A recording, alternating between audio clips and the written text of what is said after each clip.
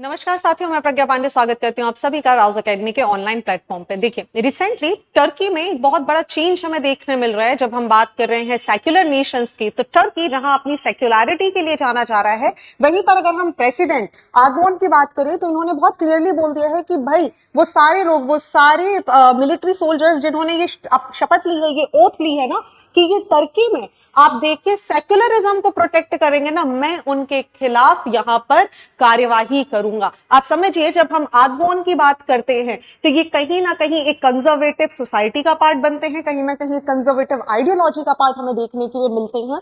Turkey जो कि इस चीज के लिए जाना जा रहा है कि वो सेक्युलरिज्म की बात कर रहा है।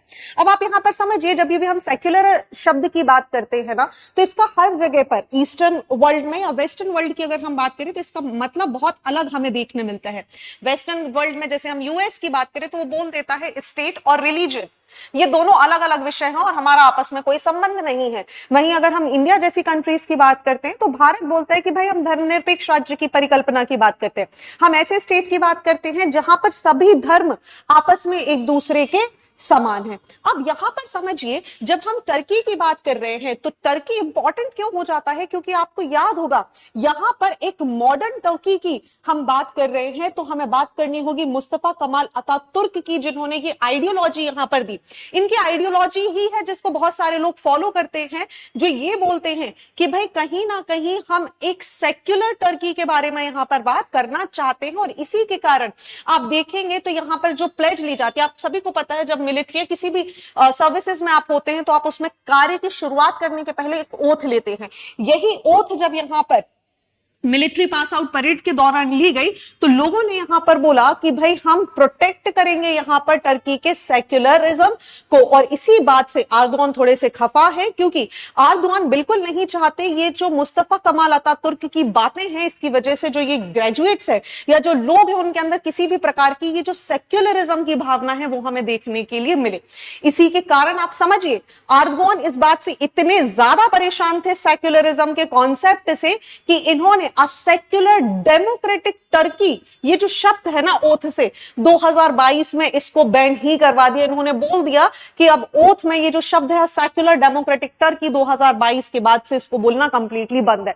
ऐसे में रिसेंटली जब हम 2024 की बात कर रहे हैं और 2024 में परेड के दौरान इस तरीके की ओथ ली गई, तो ये बात कहीं ना कहीं इस बात को भी सिद्ध करती है कि टर्की की मिलिट्री, जिसे इस बात के लिए माना जाता है कि they are the guardian of the secularism, वो कहीं ना कहीं इस बात को प्रूफ करने में भी शायद लगे हुए हैं। वहीं अगर हम बात करें तो ये कहीं ना कहीं एक ऐसा जगह आपको देखने के लिए मिलता जा रहा है जहां पर एर्दोगान चाह रहे हैं कि उनकी आइडियोलॉजी पर लोग काम करें। वेयरएज अगर हम बात करें तो लोगों के अंदर जो आइडेंटिटी है ना, वो मुस्तफा कमाल अतातुर्क की आइडियोलॉजी अभी हमें देखने के लिए मिल जाती है। अब प्रॉब्लम यहां पर क्या है, आप प्रॉब्लम समझने की कोशिश करिए। टर्की की मिलिट्री जो है ना, ट्रेडिशनली मैं बोल रही हूं आपको कि इनको सेक्युलरिज्म का प्रोटेक्टर यहां पर माना जाता है, ठीक है। और इसी की वजह से आप देखेंगे 1960 से 1997 तक कई बार कंजर्वेटिव और एक लिबरल थॉट्स ऑफ स्कूल में यहां पर तख्ता पलट होता रहा है। अब देखिए इंपॉर्टेंट क्यों है, अगर आपको मैं एक वर्ल्ड मैप यहां पर समझाने की कोशिश करूं, दिखाने की कोशिश करूं, तो आप देख पा रहे होंगे जितनी भी ऑरेंज मार्क्ड कंट्रीज आपको या किसी दूसरे कलर से मार्क्ड कंट्रीज आपको दिखाई दे रही हैं, बेसिकली जो ऑरेंज मार्क कंट्रीज आप यहां पर देख रहे हैं, इनका खुद का कॉन्स्टिट्यूशनल स्टेट रिलीजन है। मतलब भारत का संविधान अपने आप को किसी स्टेट रिलीजन का पार्ट नहीं मानता, वो बोलता है कि we are the secular nation, right. और हमारे लिए सभी धर्म बराबर है। लेकिन आप पाकिस्तान की बात कर लीजिए, आप अफगानिस्तान की बात कर लीजिए, तो they are clearly saying we are the Islamist nations, right. तो यहां पर स्टेट का अपना खुद का एक रिलीजन है। और कई बार जब स्टेट का अपना खुद का रिलीजन होता है तो इस बात पे भी प्रश्न चिन्ह उठते हैं कि क्या जो माइनॉरिटीज हैं इनके अधिकार यहां पर सुरक्षित होंगे या फिर नहीं होंगे। हालांकि ये दूसरा प्रश्न है, दूसरी अपनी अलग ही समस्या है। लेकिन अगर आप इन पूरी कंट्रीज के बारे में बात करें, आप देखिए यहाँ पर सऊदी अरेबिया आपको देखने के लिए मिल रहा है, आप यहाँ पर थाईलैंड, श्रीलंका की बात कर सकते हैं, आपको यहाँ पर बांग्लादेश देखने के लिए मिल रहा है।